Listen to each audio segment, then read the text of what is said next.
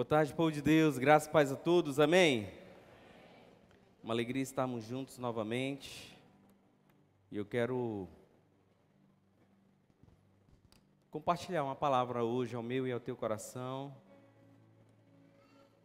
Minha esposa já orou, já fui apresentado também pela pastora Cátia, mas eu quero me apresentar um pouco mais.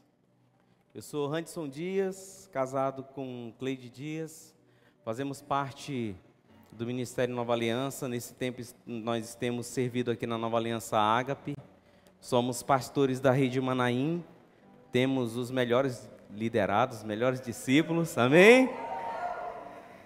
E somos liderados pelo pastor Nonato, pela pastora Maria de Jesus. O Senhor tem falado conosco através de um instituto chamado Instituto Alinhando Propósito. É algo que o Senhor tem entregue ao nosso coração, ferramentas para nós compartilharmos a respeito dos princípios do reino. Inclusive, ali fora, no balcão ali, você pode estar adquirindo um dos nossos materiais, que é uma agenda permanente. Tem a agenda de anotações da mulher com propósito, tem a agenda de anotações do homem com propósito. Amém? Mas, meus amados, eu quero compartilhar nessa tarde com você uma palavra.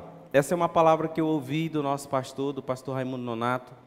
Ele ministrou algo a respeito dessa ministração. Deus falou muito ao meu coração através dessa palavra. E eu quero poder compartilhar com você nessa tarde. George, aumenta só um pouquinho o pad aqui no meu retorno, por favor. Obrigado. A primeira vez que eu ministrei essa palavra foi em 2020, em uma live, através do Instagram. Mas de lá para cá Deus tem falado muito comigo e tem trazido novas óticas a respeito dessa palavra. O tema dela é o lugar mais seguro da terra. Diz para o teu irmão, esse lugar existe. Nós vamos descobrir hoje um pouco sobre esse lugar. Eu tenho observado na caminhada cristã, amados, que algumas pessoas, elas lançam uma expectativa no cristianismo, lançam uma ideia a respeito do que é ser cristão. Algumas acham que ser cristão é não passar por lutas. Ser cristão é sinônimo de não passar por adversidades, de ter dias difíceis. E eu acredito que nós temos algumas pessoas aqui convertidas há mais de 1 ano, há mais de 5 anos. Eu acho que tem pessoas convertidas aqui há mais de 10 anos, amém? E ainda passamos por luta, sim ou não? Então, queridos, às vezes nós ficamos pensando nisso, de achar que ser cristão nos isenta de passar por adversidades, por tribulações. Alguns na verdade até vêm, se convertem para fugir de uma luta. Alguns, quando estavam lá fora, quando o negócio já não estava mais dando de suportar, e aí disse, não, eu acho que eu vou procurar uma igreja para mim, para ver se as coisas melhoram. E aí vieram e se assustaram quando descobriram que mesmo sendo cristão, tem luta. Eu conheço uma pessoa, uma senhora, que ela passou por isso.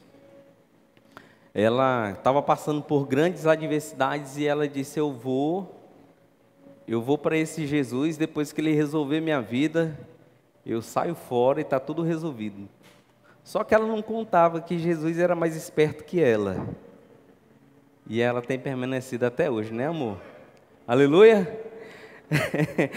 Entreguei, né? Desculpa. Pela manhã eu não falei quem era. Mas, meus amados, olha o que a Bíblia diz a respeito de adversidades. A Bíblia diz o seguinte, Salmo 46, verso 1.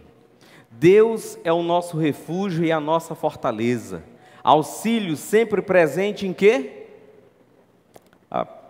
Na adversidade. Se a Bíblia está dizendo que Ele é o auxílio sempre presente na adversidade, é porque tem adversidade. Sim ou não? Claro. Salmo 50, verso 14 e 15 diz: ofereça a Deus um sacrifício à sua gratidão. Cumpra os seus votos para com o Altíssimo e clame a mim no dia de quê? Da angústia. Eu o livrarei e você me honrará. Nós estamos lendo trechos do Velho Testamento falando sobre lutas, sobre dia de angústia, sobre adversidade. Mas em João 16:33, no Novo Testamento, diz assim: eu lhes disse essas coisas para que em mim vocês tenham paz. Neste mundo vocês terão o quê? Contudo, tenham ânimo, eu venci o mundo. Aqui, amados, é o próprio Jesus nos ensinando, nos fazendo entender que há adversidades, há o dia da angústia, há o dia mau na minha e na sua vida. Mas o problema não está na angústia, o problema não está na adversidade, o problema não está no dia mau. O problema está em como eu me comporto no dia mau, em como eu reajo no dia da adversidade. Tem uma palavra que ele clareia assim de maneira extraordinária. Está em Mateus 7, 24 e 27, diz assim, do 24 ao 27, que diz assim: portanto, quem ouve estas minhas palavras e as pratica é como um homem prudente que construiu a sua casa sobre a rocha. E olha o que ele diz: caiu a chuva, transbordaram os rios, sopraram os ventos e deram contra aquela casa, e ela não caiu, porque tinha o quê? Os seus alicerces firmados na... Mas ele continua, ele diz assim: mas quem ouve as minhas palavras, essas minhas palavras e não as pratica, é como um insensato que construiu a sua casa sobre areia. Caiu a chuva, transbordaram os rios, sopraram os ventos e deram contra aquela casa, e ela caiu, e foi grande a sua... Você percebe que essa palavra está falando de uma casa que está firmada na rocha, uma casa que está firmada na areia, mas que ambas passaram pelas mesmas situações de tempestades, de tormentas, de adversidades. E aqui a Bíblia não fala que uma casa era de tijolo e a outra era de madeira, porque na verdade não importa do que é feito a casa. O que traz a segurança é a base em que ela está firmada. E ele diz que quando nós estamos firmados na rocha, nós resistimos. Então, amados, aquele que ainda não é convertido passa por adversidades. Nós também passamos, como convertidos. A diferença é que existe na minha e na sua vida uma certeza: o Senhor é quem nos guarda, é o Senhor quem nos mantém de pé, é Ele quem nos sustenta, é Ele que está nos resguardando e nos fazendo passar pelo dia da adversidade. Amém? E meus amados, eu costumo comparar o cristão como um equipamento que tem nas UTIs. Existe um equipamento que é chamado monitor multiparâmetro de sinais vitais. Esse monitor, ele acompanha os principais sinais vitais de uma pessoa: batimento cardíaco, pressão arterial, oxigenação sanguínea, os principais sinais vitais de uma pessoa.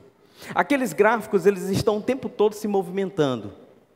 E enquanto aqueles gráficos estão se movimentando, os profissionais de saúde estão ali, batalhando. Pode ser que ele esteja lá em cima, aqui embaixo, mas os profissionais estão trabalhando por aquela vida. Sabe quando não há mais o que fazer? Quando aquele gráfico, ele se torna uma linha reta. Aí, naturalmente, para o homem não há mais o que fazer. E às vezes eu vejo cristãos desejando isso, Que a vida seja um mar de rosas, seja sempre plena, sem altos e baixos. Cuidado, porque geralmente mar de rosas, ele fica nos cemitérios. Cuidado, porque essa vida plena que talvez você tanto almeja, possa lhe levar a um ponto final. Enquanto a sua vida estiver boa, amado, dê glória a Deus, glorifique a Ele. Quando ela descer, que não estiver tão boa assim, continue adorando, glorificando a Ele, porque você está vivo, o Senhor ainda está lhe mantendo de pé, Ele ainda tem lhe sustentado, amém? E meus amados, o Senhor falou muito comigo, através da vida de um homem que passou por tempos de adversidades, e esse homem, ele me ensinou alguns comportamentos, que eu preciso ter no dia da adversidade, para que eu seja aprovado no dia dessa prova.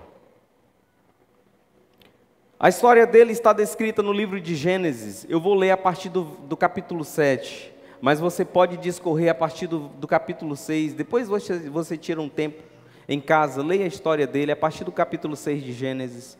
Mas Gênesis 7, verso 1 diz assim: Então disse o Senhor a Noé: Entre na arca, você e toda a sua família, porque você é o único justo que encontrei nessa geração. Leve com você 7 casais de cada espécie de animal puro, macho e fêmea, e um casal de cada espécie de animal impuro, macho e fêmea. Leve também 7 casais de aves de cada espécie, macho e fêmea, a fim de preservá-las em toda a terra.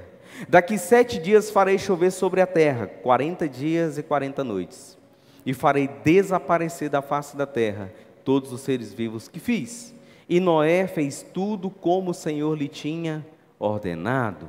Noé tinha 600 anos de idade, quando as águas do dilúvio vieram sobre a terra. Noé, seus filhos, sua mulher, e as mulheres de seus filhos entraram na arca, por causa das águas do dilúvio.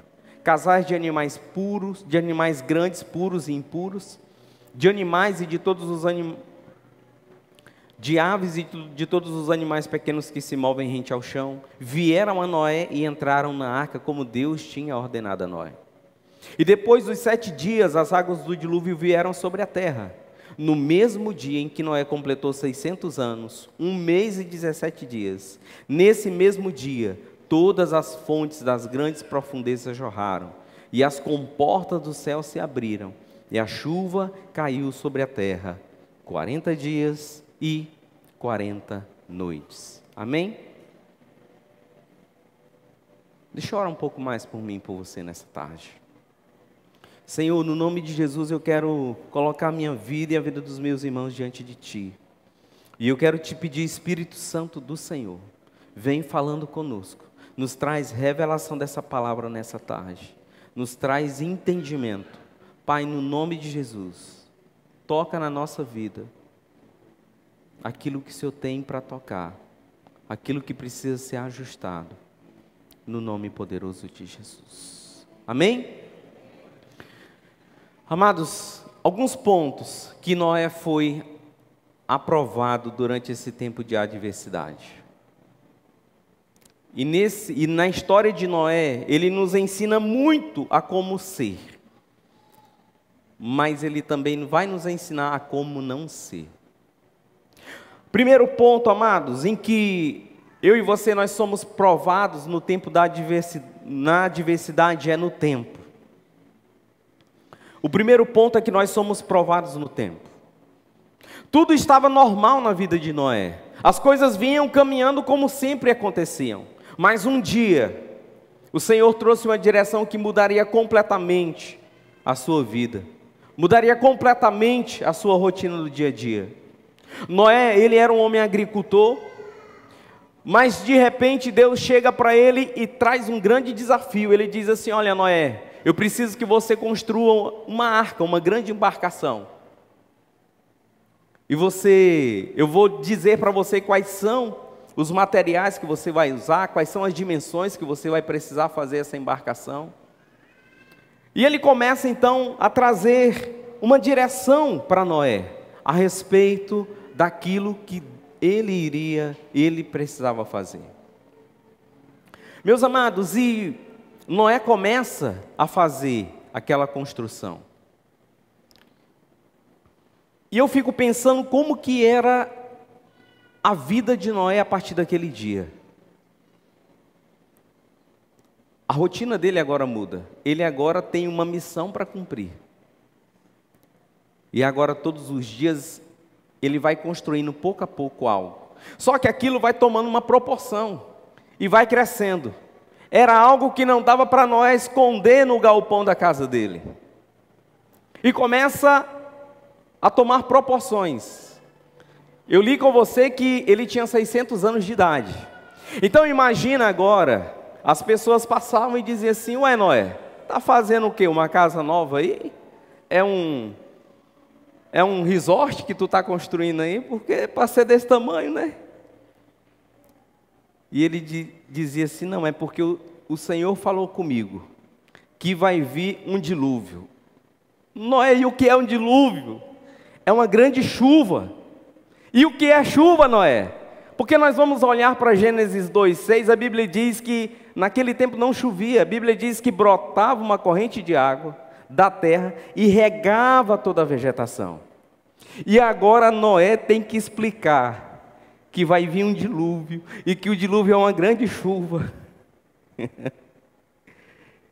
E talvez alguém olhava e dizia assim: tá maluco, o velhote agora ficou caduco. Mas sabe o que eu começo a pensar, amados? É que essa história não ficou somente na vizinhança ali de Noé. Porque a madeira que o Senhor direcionou ele era insuficiente somente na sua região. Ele tinha que viajar lugares distantes para pegar esse material. E agora as pessoas perguntavam assim: amigo, você quer esse tanto de madeira para quê? É porque eu ouvi de Deus que vai vir um dilúvio. E o que é um dilúvio? Eu acho que em algum momento ele pode ter dito assim: eu já falei 200 vezes. Amados, e a história de Noé começa a ficar conhecida. E eu tenho certeza que naquele momento, ele começou então a ser chamado de louco, a ser ridicularizado, ser chamado de caduco. Mas, meus amados, isso só não é o bastante. Isso não aconteceu por uma semana. Isso não aconteceu por um mês. Isso não aconteceu por um ano. Isso aconteceu por mais ou menos 120 anos.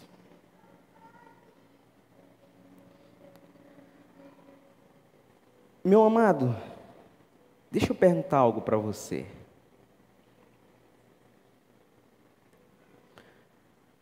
Quanto tempo tem durado a tua luta? Quanto tempo tem durado esse dia mal na tua vida? Como você tem reagido? Você tem reclamado? Você tem murmurado? Você tem dito para Deus e para pessoas que não aguentam mais? Porque Noé, ele aguentou uma situação completamente fora do comum por 120 anos.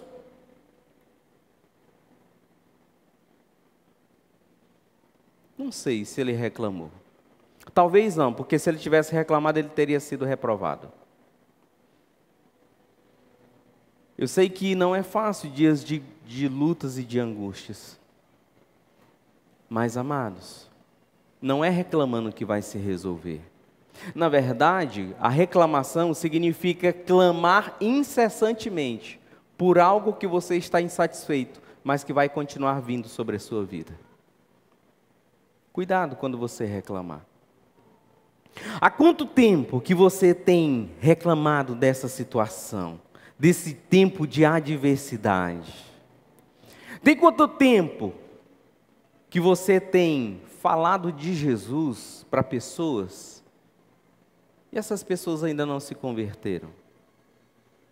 E você já está dizendo que não vai mais insistir, que vai desistir porque não tem jeito mesmo. Noé demorou 120 anos. Meu amado, se a tua luta ainda não tem 120 anos, se essa pessoa a quem você tem falado de Jesus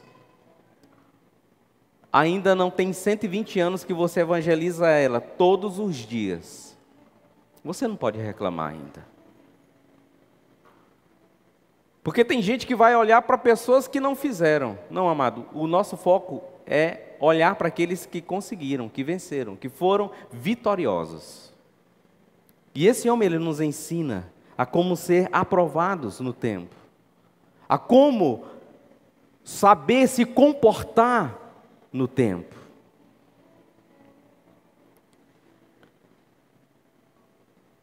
O segundo ponto que essa palavra fala comigo é a respeito da comunhão. O Senhor fala com Noé em Gênesis 6, dando a direção para ele construir a arca. Em Gênesis 7, o Senhor chega até Noé e fala para ele entrar na arca, juntamente com a sua família e os animais que o Senhor estava mandando para ele. Só que esse pequeno intervalo de Gênesis 6 até Gênesis 7 é exatamente esses 120 anos que Noé passou construindo a arca.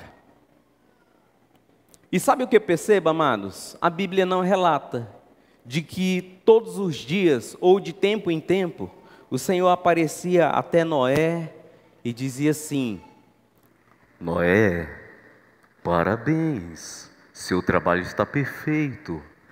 Parabéns, Noé, você está fazendo tudo conforme eu lhe ordenei.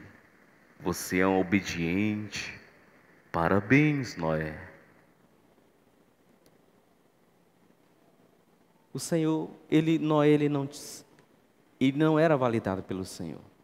O Senhor, de tempo em tempo, ele não massageava o eco de Noé, não afirmava ele, não trazia palavras de afirmação.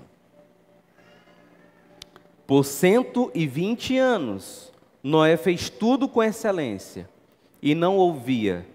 Eu não vi na Bíblia de que Noé tinha um pastor e que esse pastor de vez em quando ia lá e dizia: Noé, tá top, Noé, pode continuar. E sabe o que eu percebo, irmãos, nos dias de hoje? Se o líder de célula passa por alguns e não cumprimenta, já é motivo de ficar magoadinho. Se o pastor da rede ou o pastor presidente não ir lá e dar um abraço porque entrou aqui meio que apressado, não se sente amado. Se o líder de célula não tiver toda semana no WhatsApp: meu filho, cadê você? Estou com saudade. Não se sente aceito. É uma necessidade de uma palavra de afirmação, de validação o tempo todo. É só uma cobrança, nunca se dispõe a chegar para o outro, a chegar no pastor, a abraçar. Está sempre, mas sabe cobrar.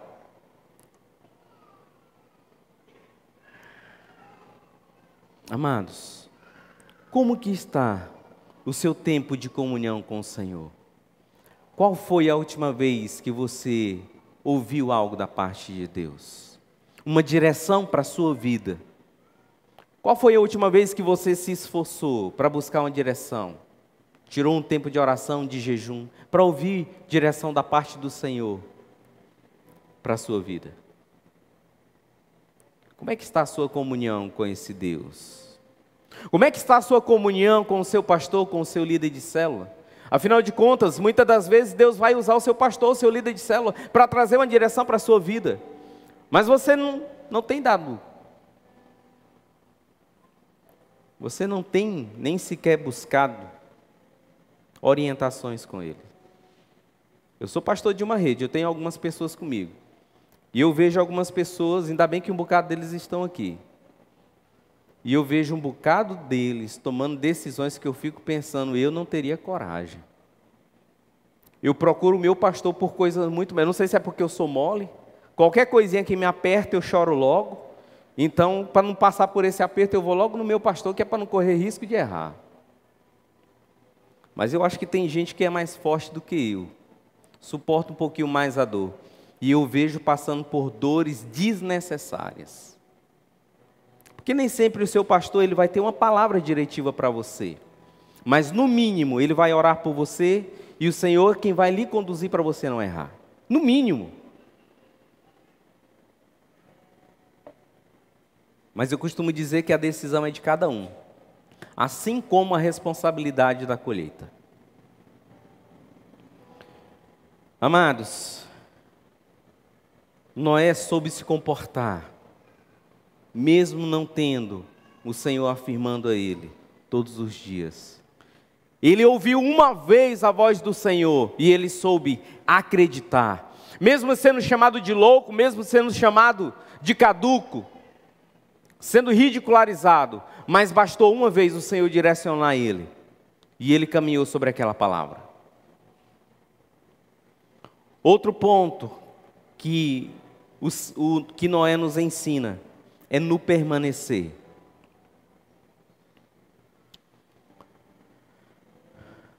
Nós lemos que quem entrou na arca, amados? Noé, vamos contar aqui, Noé, a sua esposa. Quantos filhos? 3 filhos. Quantas noras? 3 noras. Dá quanto 8 pessoas? 8 pessoas, exatamente, parabéns. Vocês são bons de conta. Amados, e ele entra na arca. E nós lemos que essas 8 pessoas entraram na arca. E a Bíblia diz que choveu quantos dias? 40 dias e 40 noites. Mas, meus amados, o que acontece é que o tempo de permanência de Noé naquela arca não foi só esse tempo. Ele permaneceu por muito mais.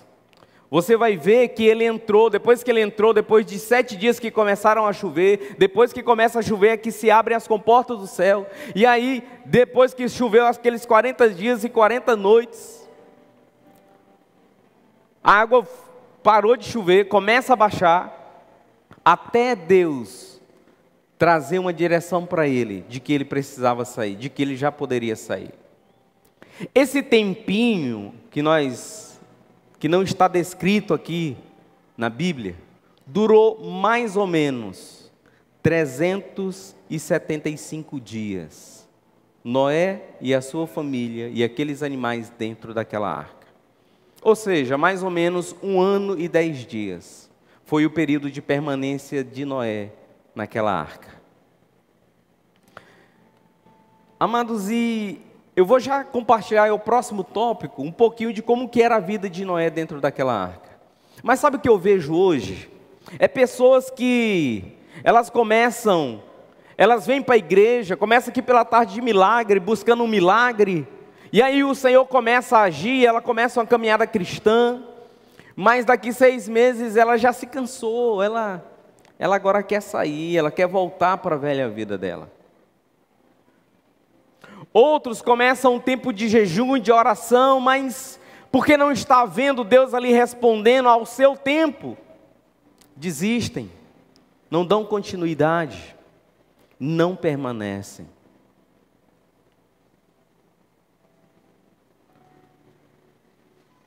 Sabe, amados,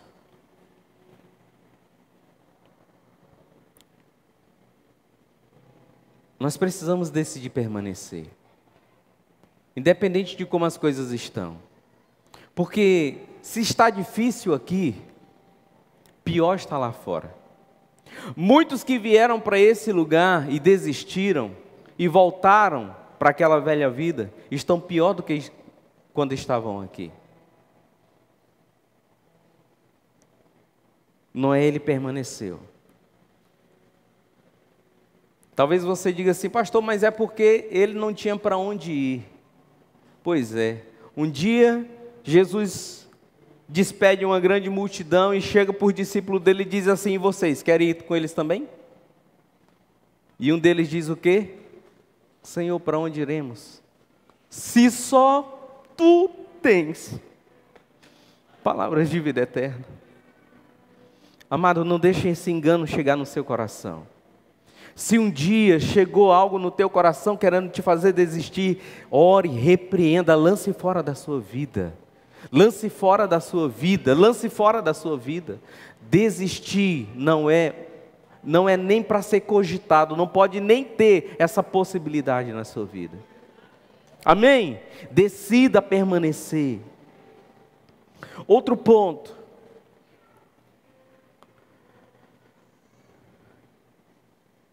Alguns dizem assim que é porque... Não, pastor, é porque eu já fui muito ferido em igrejas.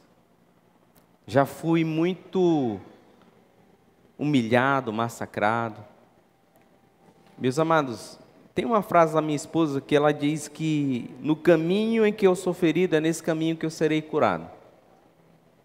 Se em algum momento alguma liderança, um seu pastor, o seu líder de célula, falou algo que lhe entristeceu, afinal de contas nós não somos perfeitos, somos imperfeitos, somos falíveis. E se algo foi falado ou uma atitude lhe fez entristecer, e isso tem levado você a querer desistir, faça o caminho inverso.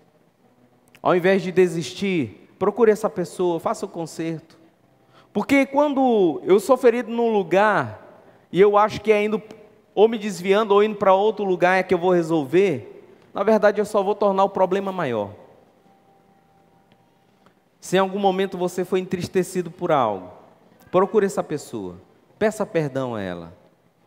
Faça isso, se não hoje, mas ainda essa semana. Talvez você vai dizer, pastor, mas foi a outra pessoa que errou. Pois é, mas que parta de você, essa decisão de você ir lá e dizer, olha, eu estou aqui porque algo me entristeceu, mas eu quero fazer um conserto. Eu quero liberar perdão sobre a sua vida, eu quero pedir perdão, porque o nosso pastor nos ensina que em uma situação, raramente só um está errado. Geralmente há uma falha ali, uma situação que foi um erro dos dois. Mas que parta de você, se o outro ainda não reconheceu, parta de você. Que seja a partir de você poder ir e fazer esse conserto. Amém, amados? Mas permaneça, não desista. Um outro ponto é o de que nós seremos provados no dia da adversidade, é nos servir. Depois desses 120 anos de muito trabalho, de trabalho árduo, na construção daquela arca, Noé, ele também agora começa a passar por um outro processo, que é o processo dentro daquela arca. E agora eu vou precisar de você. Eu quero que você imagine um animal que tinha dentro daquela arca. Jurandir, tu acha que tinha o que naquela arca? Um animal? Um elefante, tinha elefante. Pastor Nivaldo, um animal. Um leão, tinha leão. Você, homem de Deus, um animal lá? Girafa. Você que está na internet nos assistindo, imagine aí um animal que tinha lá.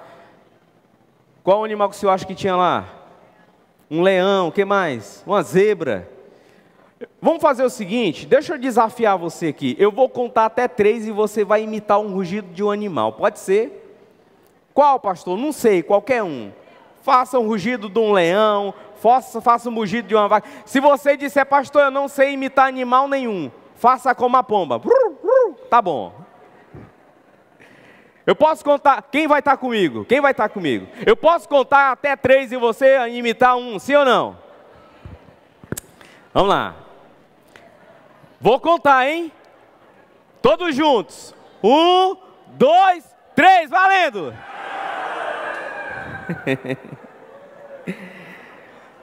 Mas por que, pastor? Amados, pensa comigo. Olha aqui para mim, pensa aqui comigo. Imagine o barulho daqueles animais. Amados, eram animais. Não foram dentro daquela arca e ficaram empalhados, não. Eles continuaram sendo animais. Imagina o odor deles. Você já ficou pertinho assim do tamanduá, só para você sentir o cheirinho dele? De um leão?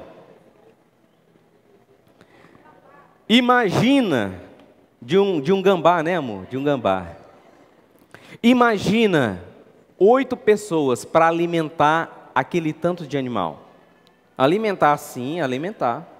Você sabe o tanto que um elefante come? A quantidade de toneladas por dia que um elefante come? Mas pastor, como é que vai ficar? Foi mais de 1 ano, irmãos. Como é que vai ficar sem comer? E se você for ler o texto, você vai ver Deus orientando Noé a levar mantimento para dentro da arca, para ele, para a sua família e para os animais. Pode ler lá. Então, imagina alimentar aquele tanto de animais. Irmãos, tudo que entra, imagina ter que limpar todos os dias. Eu estou trazendo para você, irmãos, uma realidade do dia a dia da vida de Noé. Porque às vezes você acha que é só a sua vida que está difícil. Às vezes você acha que é só você que tem problema. Eu estou só compartilhando um pouquinho de um homem, do pouquinho da rotina dele. E amados, imagina Noé ter que fazer aquilo todos os dias. E aí eu fico pensando, pastor Feitosa, é que alguns aqui, quando alguém disser assim, meu irmão, vamos para o encontro, fazer um encontro com Deus, ele diz, eita, não posso não. Não tenho dinheiro para pagar a inscrição. Meu irmão, pois eu pago a inscrição. Ô irmão, não dá, porque final de semana é o dia do meu descanso. Outros que já fizeram, disse, meu irmão, pois vamos servir a glória a Deus, vamos servir. Ele disse, não dá não, o meu patrão não me libera. E começa a arrumar 1001 desculpas. Vai ter um correndo na contramão aqui daqui, esses dias, amém? Se o pastor Joane disser, pessoal, vou precisar de vocês amanhã para a gente dar aqui um grau aqui nas cadeiras para poder o outro dia. Não, pastor, eu estou cansado demais, não aguento mais nada. Sabe, amados, essa disposição em servir, em poder fazer algo pelo reino. Tem muita gente que não se dispõe. Às vezes a pessoa quer que ele contribua em algo, chama para a célula, não vou para a célula não.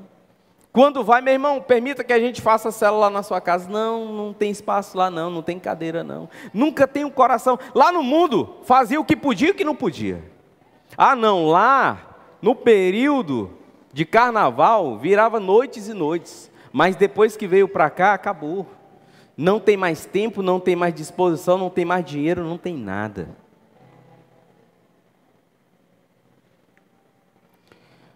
Sabe, amados, talvez você diga assim, pastor, mas Noé ele só fazia tudo isso porque era obrigado. Ou ele fazia, ou então ia viver como lá dentro? Pois tá bom, pois se o seu problema é ser obrigado, nós começamos a obrigar você agora. A gente resolve isso agora. Se o seu problema é só se você for obrigado, cadê nós chamamos o seu pastor agora e vamos começar a delegar para você fazer as coisas obrigado agora. Que aí você faz, se o seu problema for só esse. Mas sabe, amados, nós precisamos ser aprovados nessa disposição de servir, nessa disposição de poder contribuir para o reino, fazer com excelência, sermos melhores dia após dia. Outro ponto, quinto ponto que essa palavra nos toca, precisaremos ser aprovados, seremos provados e precisaremos ser aprovados no nosso relacionamento interpessoal. Imagina Noé com toda essa situação que eu já compartilhei com você. Depois de 120 anos trabalhando, duro, depois de estar todos os dias naquela arca, noites mal dormidas, aquele odor. Irmão, nós tínhamos lá 4 casais, sim ou não?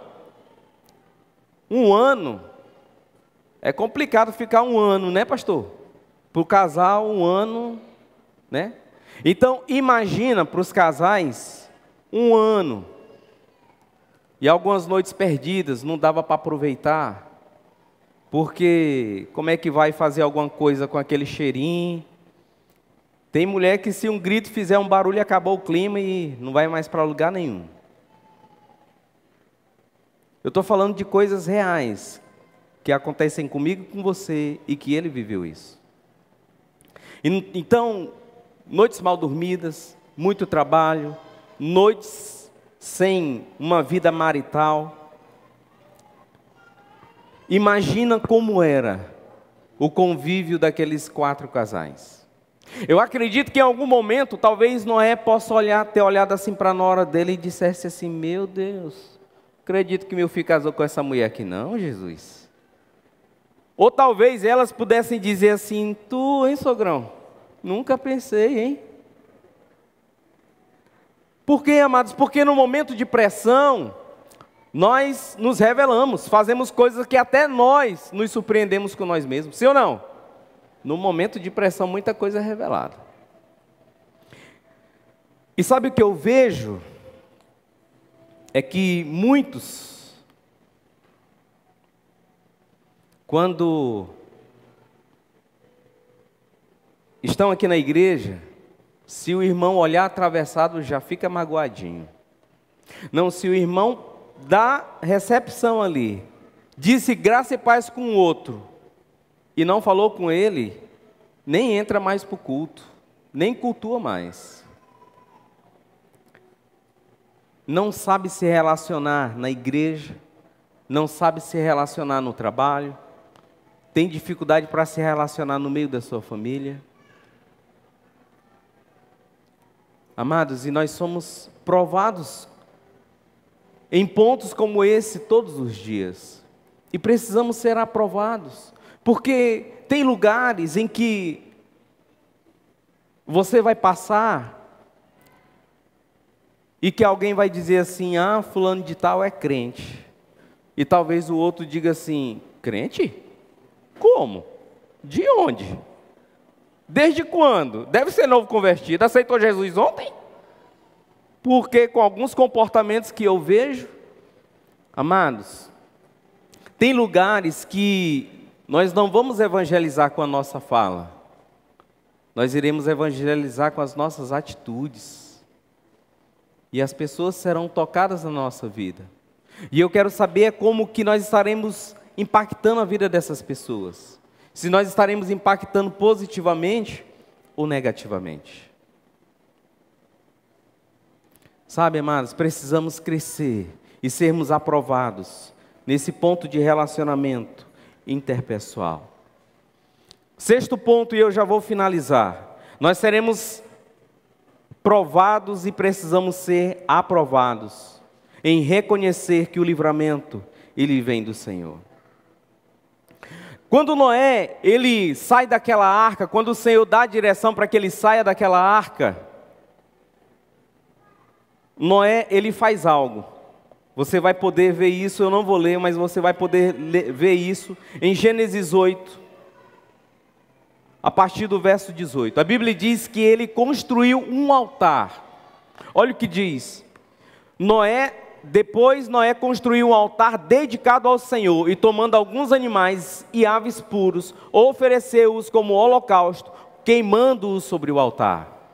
Naquele momento, Noé estava dizendo, Senhor, eu reconheço que esse grande livramento veio do Senhor.